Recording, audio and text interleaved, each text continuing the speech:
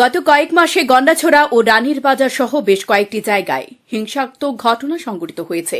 সাথে পাল্লা দিয়ে সংঘবদ্ধ হামলায় যুবক খুন, সংঘবদ্ধ মহিলার উপর আক্রমণ, পেঁপে গাছে বেঁধে মহিলাকে আগুন লাগিয়ে হত্যা করা সহ একাধিক ঘটনা সামনে উঠে এসেছে। এই ঘটনাগুলি নিয়ে রাজ্যের প্রধান বিরোধী দল সিপিআইএম এবং কংগ্রেস অভিযোগ তুলছে রাজ্যের আইন শৃঙ্খলার অবনতি হয়েছে।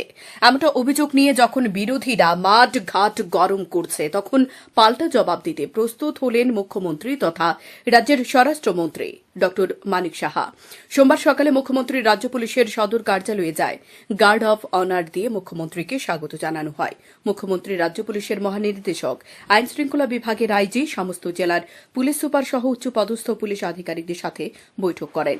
গত এক বছরে আইন শৃঙ্খলার খতিয়ান দেখেন মুখ্যমন্ত্রী জানতে পারেন গত 10 বছরের মধ্যে সবচেয়ে কম অপরাধমূলক ঘটনা গত এক বছরে ঘটেছে। তারপর মুখ্যমন্ত্রী রাজ্য পুলিশের মহানির্দেশকের সঙ্গে নিয়ে সাংবাদিক সম্মেলনে মিলিত হন। মুখ্যমন্ত্রী জানিয়েছেন, একটা সময় মানুষ থানায় যেতে ভয় পেত। এই বিষয়টি নিয়ে পুলিশ আধিকারিকদের সাথে কথা হয়েছে। বলা হয়েছে মানুষ যাতে থানায় গিয়ে তার অভিযোগ দায়ের করতে পারে এবং সব ধরনের সহযোগিতা যাতে পুলিশের পক্ষ থেকে করা হয় তার জন্য ব্যবস্থা নিতে। মানুষ যাতে সঠিকভাবে বিচার পায় তার জন্য কোনো রকমের খামতি না রাখতেও বলা হয়েছে পুলিশ আধিকারিকদের। মুখ্যমন্ত্রী বলেন, দেশে 28টি পূর্ণ রাজ্য রয়েছে। এর মধ্যে আইন শৃঙ্খলার দিকে ত্রিপুরা নিচের দিক থেকে তৃতীয় স্থানে আছে। তারপরেও অপরাধমূলক ঘটনার হ্রাস যাতে আরও টানা যায় এবং মানুষের যাতে নিরাপদে জীবনযাপন করতে পারে তার জন্য ব্যবস্থা নিতে পুলিশকে কড়া নির্দেশ দেওয়া হয়েছে। এদিন মুখ্যমন্ত্রী বিরোধীদের তোলা অভিযোগ নিয়ে তীব্র সমালোচনা করেন। মুখ্যমন্ত্রী বলেন, আগে পুলিশকে রাজনৈতিকভাবে ব্যবহার করা হতো, কিন্তু বর্তমান সরকার পুলিশকে স্বাধীনভাবে কাজ করার সুযোগ দিয়েছে। যারা অপরাধমূলক ঘটনা সংঘটিত করে তাদের কোনো জাত হয় না। রাজ্য সরকার এ ধরনের অপরাধমূলক ঘটনার সাথে কোনোভাবেই আপোষ করতে চায় না। আইনজীবীদের সাথে সম্পর্ক সুদৃঢ় করে পুলিশ যাতে প্রতিটি ঘটনা সুষ্ঠু তদন্ত করে তার জন্য বলা হয়েছে। রাজ্য পুলিশের মহানির্দেশককে নির্দেশ দেওয়া হয়েছে, পুরনো মামলা যাতে থানা ভিত্তিক খুঁজে বের করা হয়। যেসব পরিবার বিচার পায়নি তাদের বিচার পাইয়ে দিতে সরকার যথেষ্ট আন্তরিক এবং আইন অনুযায়ী পুরনো মামলা পুনরায় তদন্ত করার ব্যবস্থাও রয়েছে। সুতরাং দ্রুততার সাথে যাতে পুলিশ কাজ শুরু করে তার জন্য মুখ্যমন্ত্রীর নির্দেশ দিয়েছেন। পাশাপাশি ট্রাফিক সমস্যা নিয়ে মুখ্যমন্ত্রী বলেন, কর্মী সংকট রয়েছে, তারপরেও কিভাবে ট্রাফিক সমস্যার সমাধান করা যায় সে বিষয়টা নিয়ে বৈঠক করা হবে। সবশেষে মুখ্যমন্ত্রী সমস্ত পুলিশ আধিকারিকদের উদ্দেশ্যে এদিন বলেছেন, পুলিশকে এমনভাবে দায়িত্ব পালন করতে হবে যাতে মানুষ তাদের কাজে সন্তুষ্ট থাকে। তাই পুলিশকে ট্রান্সপারেন্সি রেখে কাজ করতে হবে। চাঁদার বিষয় নিয়ে বলছেন, আমি বলছি, কিন্তু এখন আমি দেখলাম আমরা এতগুলো অ্যাকশন নিলাম, আপনারা দেখেছেন একটা ক্লাব এবং আরেকটা, তারপরেও মানে এটাকে বিরোধী পক্ষ থেকে এটার ভিতরে বেশি জোর দিচ্ছে।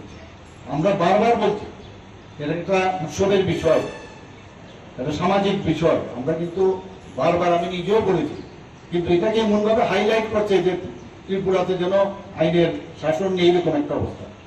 আমরা সেটা দেখবো, আমি বলেছি, এবং আমি এটাও ওনাদেরকে নির্দেশ দিয়েছি যে সমস্ত সিনিয়র পুলিশ অফিসাররা, সেটা ডিজিপি হোক, তার নেক্সট এরিয়াতে যেন মানে সাবঅর্ডিনেট যে এরিয়াগুলো আছে সেখানে নিয়মিত যেন টহল দেয়, নিয়মিত যেন ইনভেস্ট মানে সেখানে ভিজিট করে, এবং তার নেক্সট টু নেক্সট এইভাবে করতে করতে সব জায়গায় যেন পুলিশ অফিসাররা, সিনিয়র পুলিশ অফিসাররা বরাবর যেন সেখানে দেয়। তাতে কি হয়, সেখানকার একটা কোনো থানা, সেখানকার যে বিভিন্ন বিষয় আছে, গাড়ি ঠিক আছে কিনা, বা সেখানকার যে আপনার ফিজিক্যাল কন্ডিশন, ওই থানার যে ইনফ্রাস্ট্রাকচার সেখানে কোনো সমস্যা আছে কিনা, তো এটার একটা মনিটরিং করে তার রুটিন ওয়ার্ক সব পুলিশ অফিসার উপর থেকে শুরু করে নিচের দিকে যেন একটা রুটিন কার্যক্রম যেন করে, সেই বিষয়ে আমাদেরকে বলছি।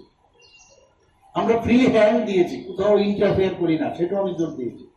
আগে তো রাজনৈতিক ভাবে আমরা দেখেছি পুলিশকে ইউজ করা হবে, আমরা তো এখানে ফ্রি হ্যান্ড দিয়েছি। যারা ক্রিমিনাল বা যারা ক্রাইম করে তাদের কোনো জাত হয় না, পরিষ্কার, এবং এটার ভিতরে আমরা জোর দিচ্ছি এবং বারবার আমি বলছি যে সেখানে কোন রকম আমরা কম্প্রোমাইজ করবো না। আরেকটা যেটা আমি বিষয় জোর দিয়েছি, কেন বিস্তারিত বলেছেন ডিজিপি সাহেব, যে আমাদের যারা অ্যাডভোকেটরা আছে তাদের সাথে যেন যোগাযোগ একটা সবসময় ওনাদের সাথে প্রপারলি যখন কেসটা যাবে কোর্টে কনভিকশনের রেট আরো বাড়াতে হবে। আদারওয়াইজ তাহলে আমি অ্যারেস্ট করলাম, এবারে কনভিকশন হলো না, তো লাভ হবে না। তো এটা একমাত্র সম্ভব হবে আমি ওনাদেরকে নিয়েও, যারা আমাদের পিপিরা আছেন, কেপিপিরা আছেন বা অন্যান্য যারা আছেন আমাদের লিগ্যাল সাইডে, তাদেরকে নিয়ে আমি বলবো এই যে একটা রিলেশন পুলিশ এবং অ্যাডভোকেটদের, তাহলে গিয়ে প্রপারলি তার বিচার ব্যবস্থাটা অনেকটা স্ট্যান্ডিং হবে। আমি আরেকটা জিনিস আমি আজকে যেটা ওনাদেরকে বলেছি, যত পুরনো কেস আছে আমি বারবার আমি বলেছি আগে যে এই কেসগুলো থানা ওয়াইজ যেখানে আছে সবকটা বের করুন আপনি। কারণ কোন জায়গায় যদি এত বছর ধরে মানে বিচার ওরা না পায় তাহলে এটা কিভাবে চলবে। এবং আমরা জানি যে আপনারা জানেন যে পরিমল হত্যা মামলা আপনারা সবাই জানেন ক্লোজ হয়ে গেছে, তাহলে হাইকোর্ট থেকে আবার কি করে সেটাকে আবার ওপেন করা হলো?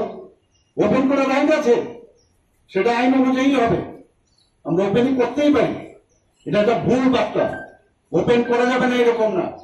তো আমরা সেই কথাইগুলো বলছি, যারা বিচার পায়নি সেই বিচারের ব্যবস্থা করার জন্য, যাতে সমস্ত কেস পুরো কেসটা যেন আমাদের গোচরে আনে, আমরা সেইভাবে কাজ করবো।